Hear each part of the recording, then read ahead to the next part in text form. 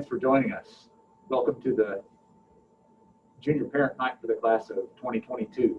Tonight I'm Mr. Kreider. I'm joined by my partner, Elizabeth Newkirk, our college advisors, Ms. Carrie Foster and Ms. Lisa Hay. If you would, take a moment to clear your minds and calm your hearts to begin as we do every day with the boys with a moment of prayer. In the name of the Father, the Son, the Holy Spirit, amen. As we stand together, may we answer God's call to live a life of compassion, humility, simplicity, trust, and zeal. Amen. In the name of the Father, the Son, Holy Spirit, amen. That is the prayer that's being recited at the end of each day. This was written by a group of senior leadership students from last year. As you saw on the agenda tonight, Ms. Newkirk and I are going to go over a few things that are going to be coming at your boys through their junior year. We'll talk a little bit about standardized testing and the move of the PSAT, some things in Naviance regarding college searches and their resumes, the NCAA and the NAIA academic eligibility. And then Ms. Foster and Ms. Haig will be looking at some things that have to do with the beginnings of their college search. This year we're going to be talking a lot and focusing a lot on where they're headed, where they want to be, and how they're going to get there. So next up for us is Ms. Newkirk to talk about standardized testing. All right, thank you all for being here. Like Mr. Kreider said, I am one of the junior counselors. I work with the students, last names L through Z. So we're going to get started talking about standardized testing. And first of all of our juniors will sit for the PSAT. Typically we do this in October. However, we have moved that to January. It will still count towards National Merit Scholarship qualifying test. So that is just a change. Instead of being in October, it will be in January. Our juniors will also sit for the ACT in March here at St. X on a school day. They do not need to register for that.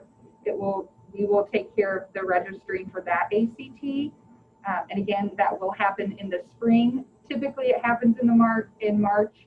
So we may be making changes to that, but we'll plan for springtime for the ACT. And I'll go over this more in the next slide, but just to touch on it, the ACT and SAT window kind of opens for most of our juniors in the spring semester. Like I said, I'll go into more detail in the next slide on that, but just to give you a heads up. Some of you all have asked the question of which test is the best for my student, the SAT or the ACT. Historically, our students have scored better on the ACT. However, it is a personal preference. We do encourage your sons to talk to their counselor to find out a little bit more if they're unsure. And we also encourage them, if you're able, to sit for both tests, then we do recommend that as well. But it is a personal preference, and historically our students do score better on the ACT test. Now, as far as test prep goes, there are some options for this. We are able to offer a 1-year test prep service through eprep.com. That's for all St. X students. So as your sons get closer to taking their ACT for the first time, if they can reach out to either myself or Mr. Kreider, whoever their counselor is, we can set them up with an ePrep account. Again, that's a 1-year free subscription that we can offer to our students. So you really want to make sure it's timed out to maximize that 1 year. All right, and as far as registering for ACT or SAT, you want to make sure that happens on each test specific website. So for ACT, you'll go to actstudent.org, and the SAT is collegeboard.org. All of our students or all of our sophomores should have taken the PSAT last year, so they already have a College Board account. So we just want to make sure that they use that same account so everything can be synced up and we're not dealing with multiple accounts. So if they already have taken the PSAT, they already have a College Board account. And we're updating. We have a test prep organization list that we're working with those folks who've offered that in the past to see how they're doing that now with COVID affecting everything. So as soon as we get that list updated fully, we'll email it and we'll have it posted to our Plus Portals group page for the class of 2022. All right. Now on this next slide, these are the recommendations for ACT testing sequence. And if you can see on the slide, depending on your son's math level, that will determine when we recommend that they start taking the ACT. So if a student is in honors pre-calc, they would want to start taking or could start taking the ACT in February. Now, if they're in honors algebra 2, we would suggest waiting until the March test to begin testing. So the first test that they take may be the one that we offer here at school.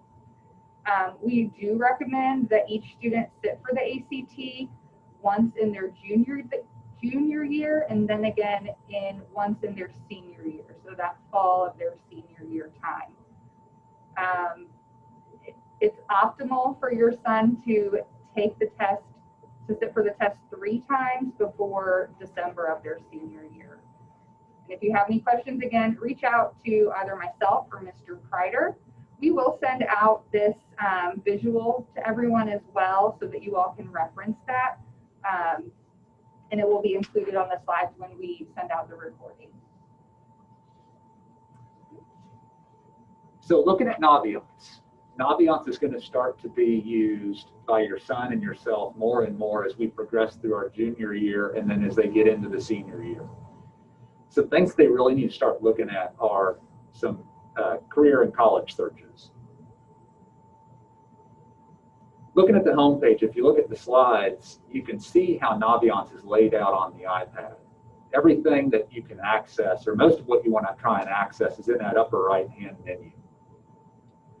The nice thing about Naviance is that it is where we house our SANEX student data. So we can reference what a college looks at nationally, but then also what we've seen historically with our students. You'll also have your own parent account. This is going to be very, very, very much a necessity for you their senior year, as our college advisors are going to ask that you as parents do a few things for them in Naviance next year. As we open up the main menu, you'll see that there are a few selections. What we focus on the most are the colleges, the careers, and the About Me section. Within colleges section, that will open up and you can do searches for specific schools. You can look to use a matching guide. And as you get in deep with each of these schools, you can start to see more of that SANEX specific data. With careers, last year, most of your sons should have taken a career interest profiler early in, or right when they got here last year. So in August of 2019, they should have completed that career interest profiler. And that gave us a result that looks a lot like a Holland code. We can take that, use that in talking with them about electives that they wanted to take this year, electives that they want to take next year, start to roll that into talks about possible majors to look at, and just helping them with their research. So that should be there. If your son hasn't taken that, encouraging to take that so y'all can talk about that as well. In the About Me section is the resume, and where we will house their test scores when they are reported back to SANEX. So under the About Me section, if you go to My Stuff, that's where you can find the resume, which can be printed. You jumped I am over me. so sorry. That's okay. Go ahead, Mr. Kreider. That's all right. As we get into a college search a little bit heavier, there's a feature here called the super match. Here you can work with your son to input must-haves for a school or just nice-to-haves. From there, it'll create a percent match for your son within all of the different parameters that you want to input. The more broad you keep your search, the more results you're going to get. If you try to get real specific there, like put in a real specific major, it's going to narrow down and potentially leave out schools that would be a very good match for your son, but they didn't report that major worded the exact same way you put it in. So if, for instance, if you wanted to look for aerospace engineering and the university didn't put it in as aerospace engineering, maybe they put it in as mechanical / aerospace, it's not going to pull that. So with some of the things, keeping your search more broad will be to your advantage. Underneath there, you can also see scattergrams. And those scattergrams are nice because then you can see this broad spectrum of students who were accepted at the university, what their GPA and test scores were, students who were waitlisted, deferred, and then the scattergram will also show you the average GPA and test score for the same X data. And when we get the data in fully for your son with his GPA and test score, it'll put him on there as a little avatar.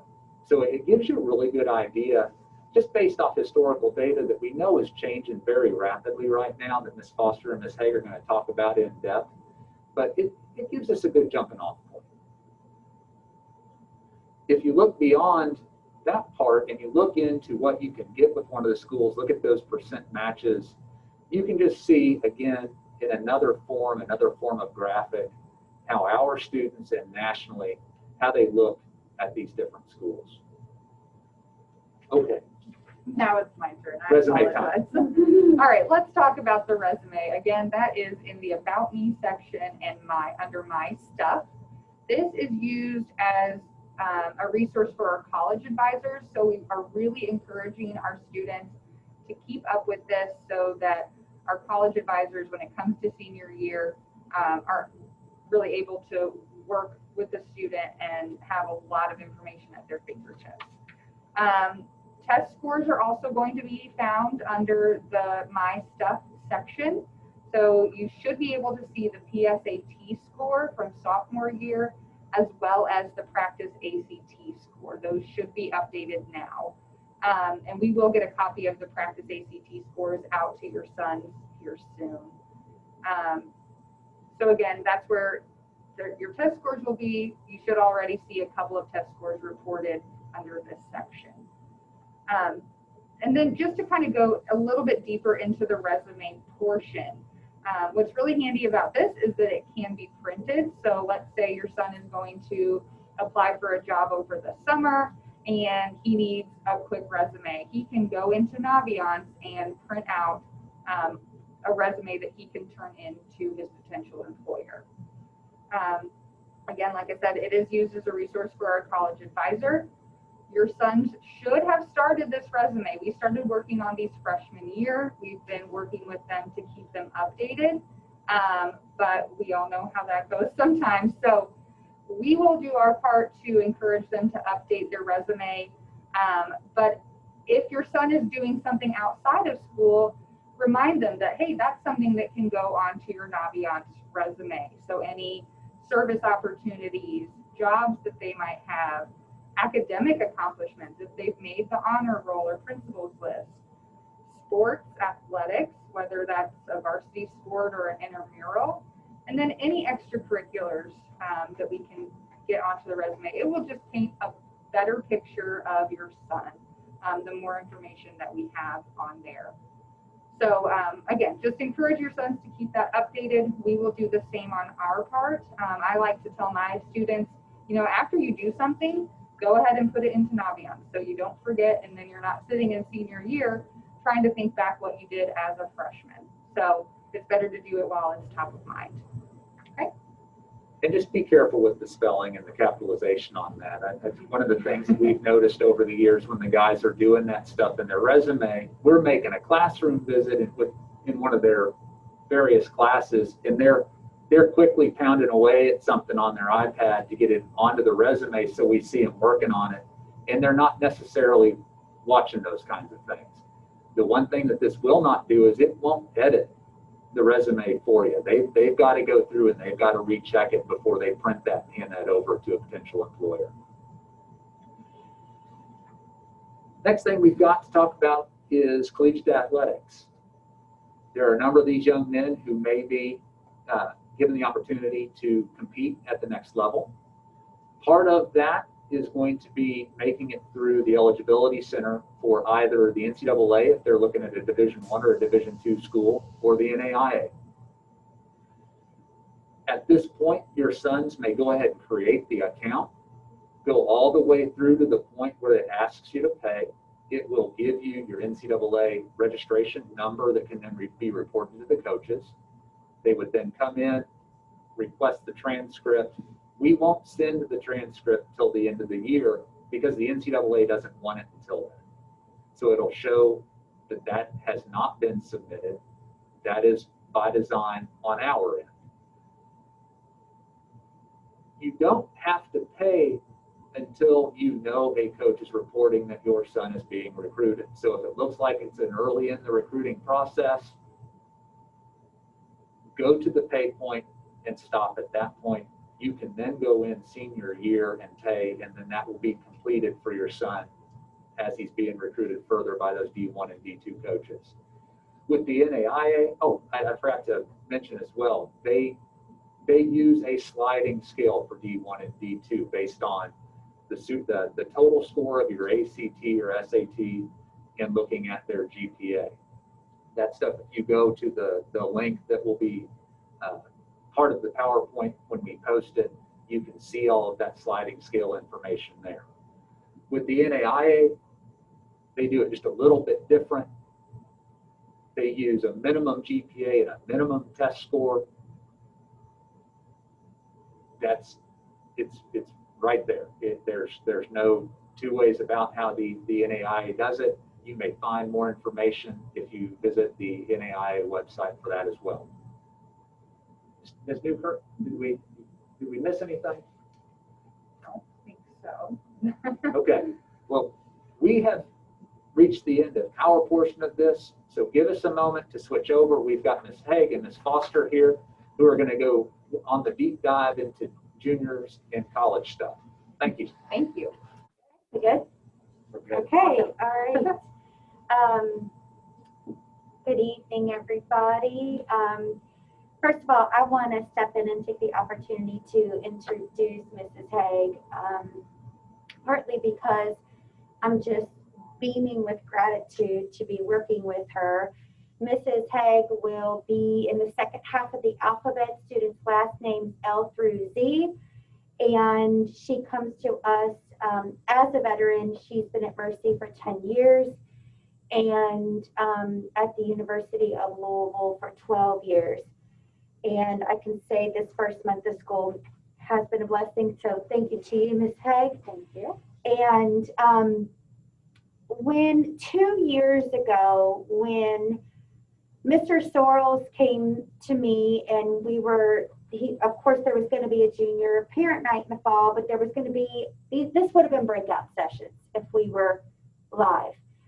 And we were talking about the breakout sessions, and the concept of what I'm going to be talking about was, quite frankly, to give direct information about a disability early. Now, we know that can be tricky because this audience of however many of you have logged in, there may be so few of you that are even thinking about this right now.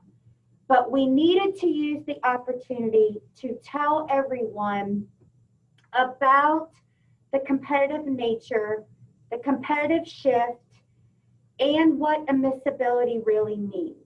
So that is the purpose. So if I lose some of you, I apologize, but that really is the concept of this portion here. Secondly, if anybody really knew me in my personal life, and there may be some out there in virtual world, I hate when people are mad at me. So it is hysterical to me that I have this neon sign above my head, I think, that says gloom and doom. Because what I'm about to say is just factual. Right. We are telling you this to have the information. This is not a reflection on the value of your son. This is a reflection of the climate and the many factors that surround college admissions. I would venture to believe anybody's son out there could go anywhere they wanted. They're intelligent enough. Will that happen? Maybe not. So that's where we're going to take a look at right now. We'd rather you have that information now Yes. versus at the beginning of their senior year when they've got Yes. their hopes and Yes. dreams set on one particular school. Or So, tears in April. Absolutely. We don't have senior year. We just want to be realistic. Yes. So let's start. Admissibility means just that. Can my son get in? Can the student get in? When they are seniors and they're in our office and they tell us where they're applying, we are going to be extremely direct with them. We're not going to tell them not to apply, but we're going to give them the info. So here's some things we'd like to share with you now. Select schools are competitive. I'm stating the obvious. They're competitive. They're never not going to be competitive. The pandemic is not going to make them less competitive. Test optional is not going to make them less competitive. These schools' acceptance rates are still going to probably average around 6, 7, 8%. That means what we forget about is they're denying 93% of their population. So you got to keep that in mind. That I don't see that changing. And with a select school, there are givens. So the student is in the top of the class. The student is highly engaged. The student is highly active. The student is a leader. The student tests well, even if it's test optional. They're going to have data that surrounds what testing looked like in the past. And those are givens. We're not minimizing how hard it is for those students to get to that level. We know the work. We know the time. We know they did it all while swimming at 6 a.m. We know it all. But we just want you to know that they are givens. They're not exceptions anymore. The applicant pool is going to be like that. The goal is to, in a select school, is to get into a maybe pile. There are very few yeses. If you donate the side of a building and a quad, maybe you're a yes. You know, last year in this breakout session, I said, well, if you're a diplomat, son, maybe you'll get into Duke. And this family, who I love dearly, came up to me afterwards and said, we're diplomats. And I was like, oh, great, you know. But the point of the matter is you do kind of want to get in the maybe pile. I have a student in my office, 35 ACT, 5.12. I'm going to give him a maybe, a congratulatory maybe, but I can't give him a yes at select schools. So those are the givens. I do want to also talk about the competitive shift. I think we're now become fully aware the Ivy Leagues, Duke, Stanford, we know that mix. We know they're selective. We want to share with you some wonderful news about other schools that have gotten highly selective. Last year, I had three students with a 35 ACT and a GPA between a 3.8 and a 3.9. They were all denied at Purdue, Texas, and Georgia. So I would have never seen that. We would have never seen that 2 years ago. So why? Well, engineering and computer science have become flooded majors, so which means it's going to be highly competitive in those majors. Georgia Tech being another example that became incredibly competitive in those majors. So it's just something to keep in mind. Again, we're not telling a student not to apply to Purdue, but we want the students to have the facts away from the emotion. Is the student still smart enough to go to Purdue? Of course. Is he going to get in Purdue? I don't know.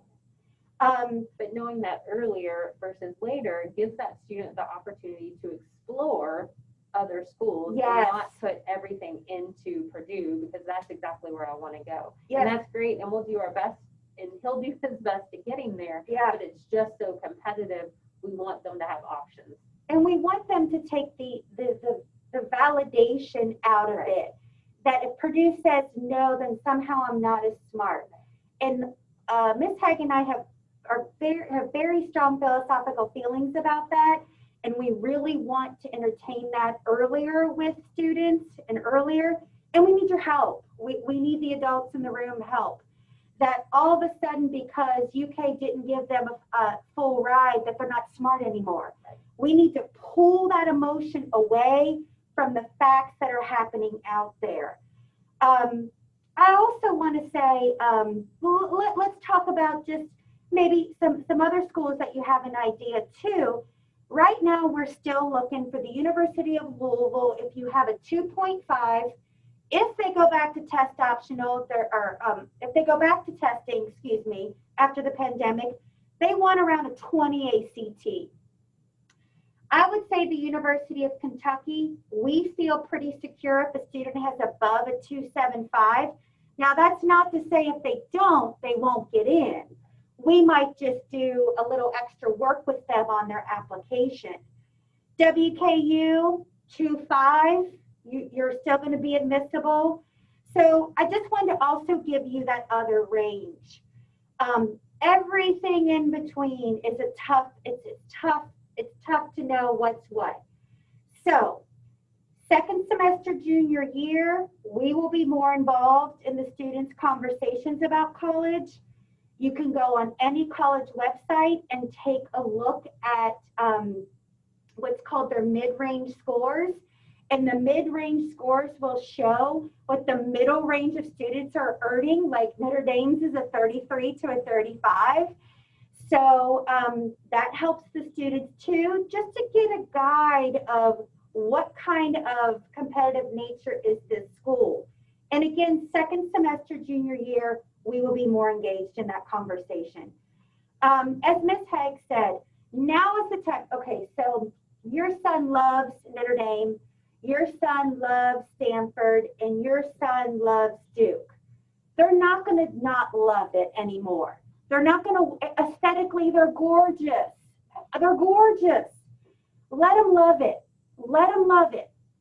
But we want them to use their junior year to look for schools that they know they can get into. So he loves Northwestern. Well, maybe he loves Chicago. Go look at Loyola. He loves NYU. Maybe he loves New York. Go look at Fordham. We want them to look at schools that are a little less competitive.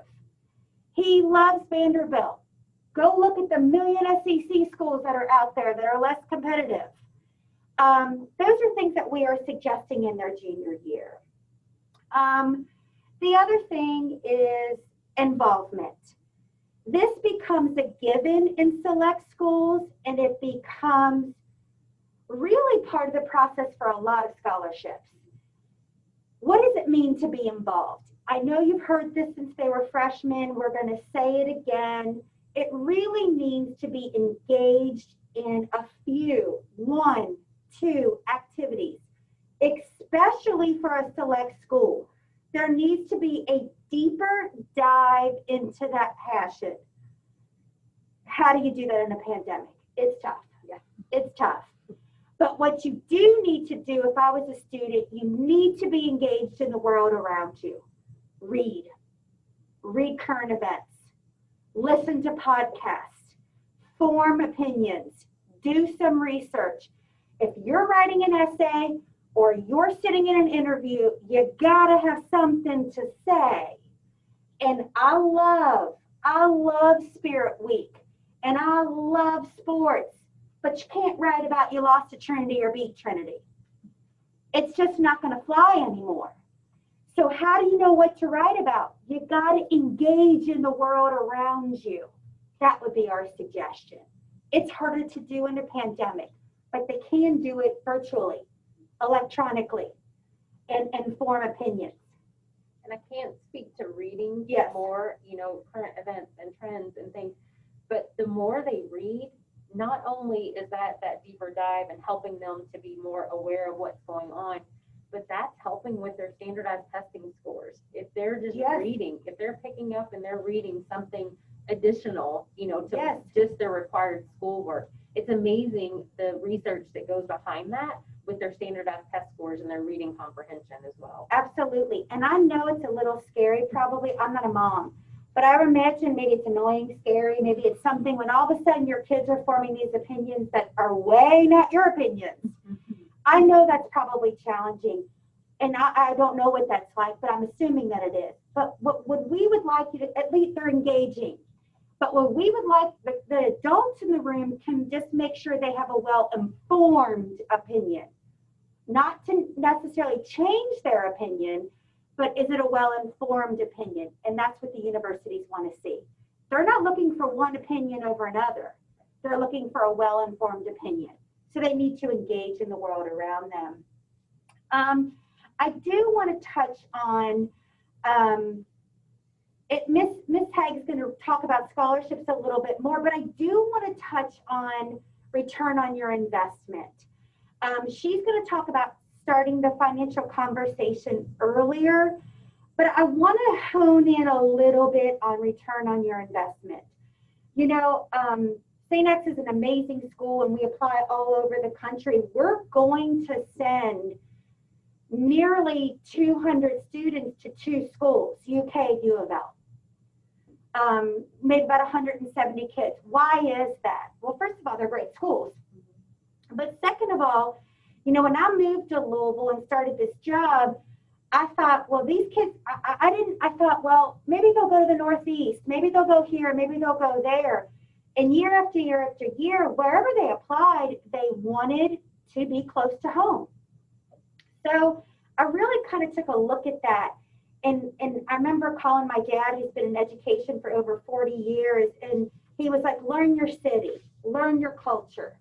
That's how you know they're going where they're going. And I did. Louisvillians hire Louisvillians. Louisvillians hire UK grads. They do. And that's a beautiful thing for this city.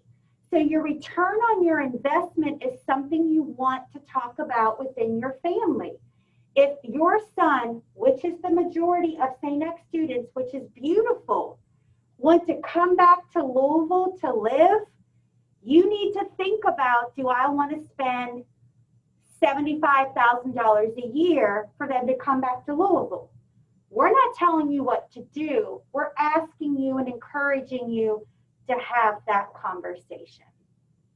On a miscellaneous note, before we jump into Ms. Haig, we plan on having a spring college night in April the 7th.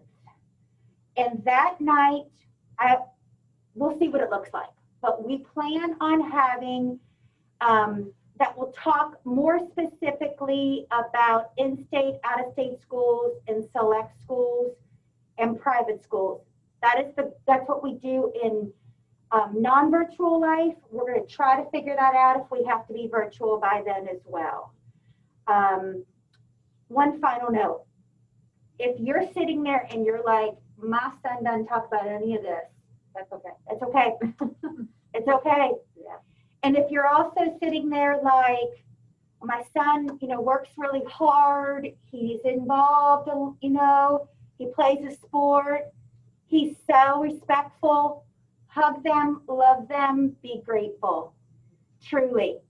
There is not, to get into a select school or to apply to select school does not make one smarter, of more value, none of it.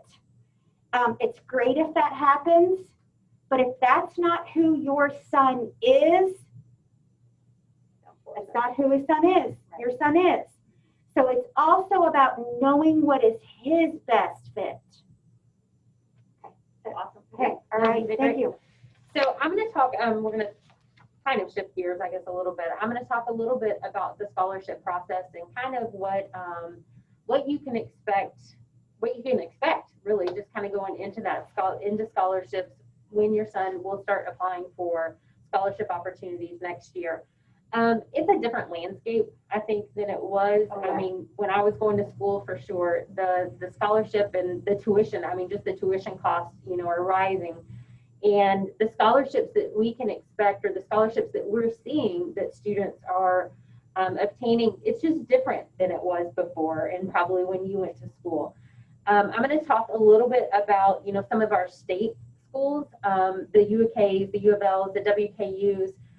Many of those schools have shifted their scholarship process. It's more based on once they apply with their application, they're automatically in the pool or in the running for some scholarship opportunities based on either their ACT and GPA, or some schools have even made a shift. I have to commend Western Kentucky University. They made a shift last year, even before pandemic, and they took ACT out of that scholarship. So their scholarship, some automatic scholarships were based on GPA, so rewarding some of those students with that high GPA and not attaching it to the ACT scores. Also know as we go into this process that that's ever changing. I mean, from year to year, we don't know what that scholarship process is going to look like or what it's going to be based on. And it has changed dramatically over the years, but we're just kind of giving you some, you know, some ideas of things to think about as you kind of jump into this process starting this year and next year. As juniors, it's important for them to be monitoring websites because it is so changing, for them to be monitoring those websites.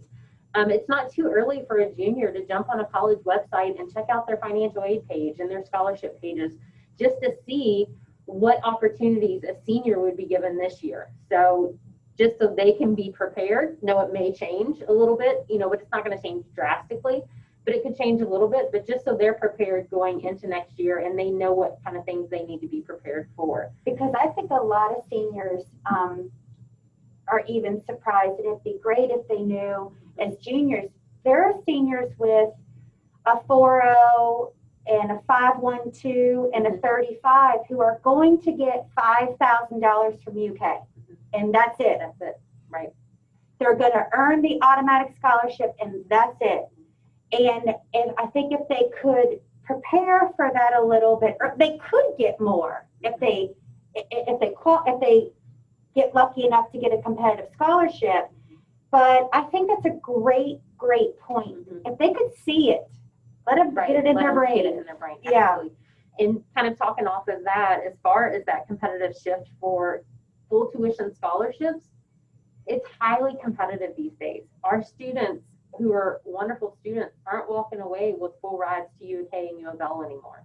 I think in the past that would happen. You know, students with your 33s, 34s, even some really 30 and up. Yes. Those students were walking away with full tuition scholarships, and it just doesn't happen anymore. It's very competitive.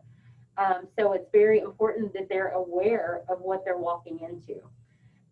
For example, even our Governor Scholars, our GSA, our GSP, our GSE students, back in the day, they were just for participating in their programs, they were offered full tuition scholarships to a lot of our state schools, and that doesn't even happen anymore. So they have tied ACT scores to that. So in order for them to get that full tuition, they have to have participated in the program, as well as have at least a 31 on the ACT for a lot of the state schools. Not all of them, but I would say the majority of them, your bigger schools, your flagships. What we can expect, let's see, where are we talking? Out of state. Out of state, yeah. The same with out of state. You can expect if students are looking at out of state, at least public schools out of state, and this is not select, but out of state, you're looking at tuition costs 3 times what the in-state tuition costs are. And again, back to that scholarship opportunities, you're looking at, don't expect half discount. You know, you're not necessarily, even if it's a great student, you're not looking at big scholarships. It's all about enrollment management a lot of times. Alabama right now seems to actually love Kentucky students right now, so they are throwing a lot of scholarship money. However, you can't expect that at every university out of state. So it's enrollment management with them. You know, where are they trying to pull students? What states are they trying to pull students from? And that's really what sometimes the scholarship process boils down to. Again, it's important to check your websites. Stay informed of stay informed by checking websites. The juniors, I think the more information they have, the more informed they can have, the better they're going to be going into these processes. And Ms. Tech, I think it's really important, that key with enrollment management, because we've heard so many parents say, well, I don't want my son to go there because they don't even seem to want him there. They're not giving him any scholarship money. They don't want him there. That's not even close to what they're thinking. Right. Way before your son applied, they created their budget, Yeah. and they knew what they were going to give to out-of-state students, not John Smith, but the geographical region, Right. okay, or the all out-of-state region. So just because Alabama gave your son 15 grand and South Carolina gave your son 7 grand, that does not translate they want them more. They want an out-of-state student more, but that's decided long before. Right. So I just want to make sure, it doesn't mean you don't go where you get more money. That's great. But we just want you to be able to translate what that really means. Right. And also, when looking at the private school, even some of our in-state private schools, non-select per se, but some of our in-state private schools, like your Centers and your Bellarmins, I don't want parents or students really to be scared off from them because of their sticker price either. Because a lot of times our students, especially our private school students, are walking away with huge awards from those schools. So don't not look at a school because of the price, but just be realistic going into your search. As I tell students, I'm of the philosophy that we dream big. You know, you have big schools and you dream big and you apply to those schools because you never know what might happen. Because of enrollment management, you never know what opportunities you may be afforded. However, it's very important to have 2 more tiers of schools on your list for financial reasons. A student has until May 1st of their senior year to make a decision about where they're going to school. So that means when we start into this process in August, as we're doing right now with current seniors, we want them to develop those lists of schools in knowing that it may come down to finances. Yes. But they're not going to know what opportunities they have if they don't apply to those schools. I have also seen several students get burned in the process who put all of their eggs into UK because that's where they want to go, and they go to UK and they're like, well, I didn't get any money. And I'm like, well, you should have looked at some other state schools just to see what opportunities you're going to be afforded. Exactly. So, and I think that's a very valid point too, in that, you know, I know it's semantics, but you all are parents of boys. Semantics is a big deal. If you're talking to your sons now, and I know we're asking you to, where are you going? They're going to shut down, most of them. Right. Maybe a couple handfuls won't. What we would like you to think about shifting is, what are you interested in? Right. What schools would you be interested in looking at? What schools would you be interested in applying? We're not even asking seniors where they're going yet. It's way too early. So that shift in semantics can maybe help them engage a little bit more. Absolutely. Back to select schools a little bit. When we look at that, know that your scholarship money at select schools, there isn't any. I mean, they're just that you're not going into your big select schools and getting money from them. Financial aid, maybe, but not scholarship opportunities.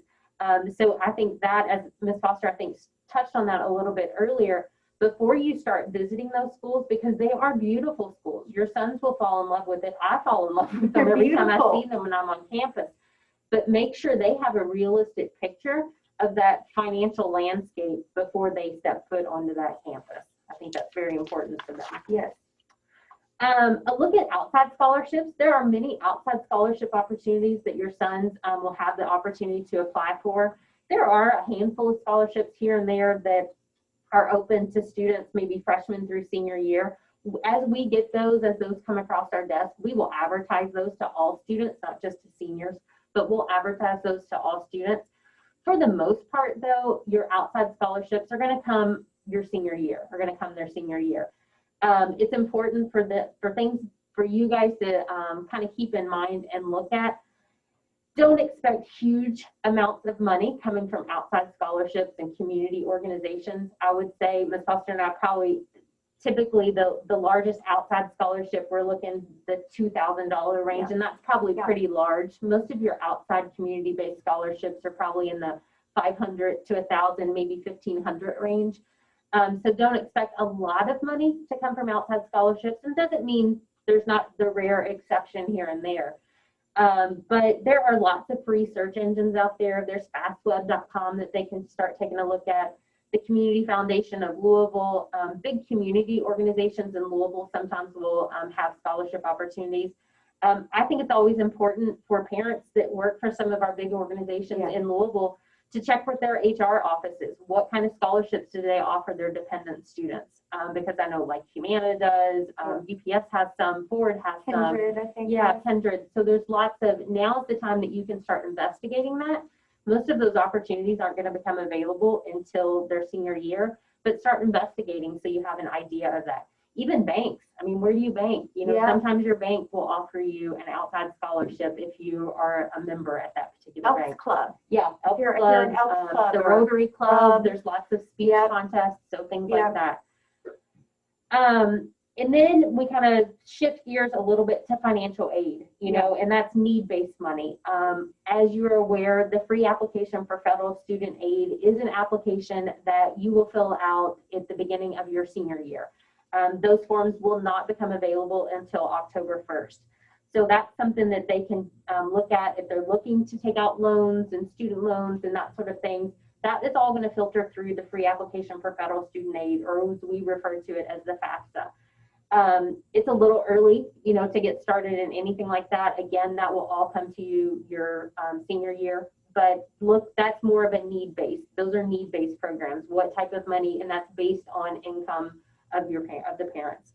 But one place that you can start with financial aid, it was a federal mandate several years ago that every college has to have what they consider a net price calculator on their website. So it's really important. As a junior, those are excellent tools for your parents to use. You can go onto the website of whatever school that your sons are looking at, and you can type in some general information about your income and GPA and things like that, and it'll kind of spit out a figure for you, and it'll kind of give you a ballpark. Based on 2020, 21, 22, this is what you can expect to pay if you came to the school based on your figures right now. So obviously those are estimates, but it still gives you a good idea, something good to look at as you start exploring. I remember a question came in on the FAFSA last year. It just came to me when you said that. Oh, well, I Googled it and I could find the FAFSA. You can, but you're on the wrong one. Yeah. So you don't want to be like, you know, eager and start filling it out because it's the wrong form. Yeah. So the form that you need will not even be available or live until October 1st of your son's senior year. Yeah. So definitely don't Google and try to jump the game right now. Yes. That's kind of all we have to talk about as far as the college process right now. As juniors, do keep in mind that on April 7th, we will have that spring junior night. So we'll kind of dive in a little bit deeper even to the college process. Right now, we do have a few moments if we have any questions. I know we've got Mr. Cryer and Ms. Newkirk that are kind of taking questions in chat right now. If we have any, we can take a few right now. But if not, I do have one quick note. Please follow us on Twitter at St. X College Info. Most of it is going to be applicable to seniors right now, but there is a lot of virtual information that I've noticed that we're retweeting. So that's why we sent out that email to juniors and junior parents. Again, some of it's going to be it won't be applicable, but any of the university stuff we will retweet at St. X College Info. Okay. We have questions? Do we have any questions? No questions yet. Okay. Awesome. Okay. Haven't already been answered. Okay. Perfect.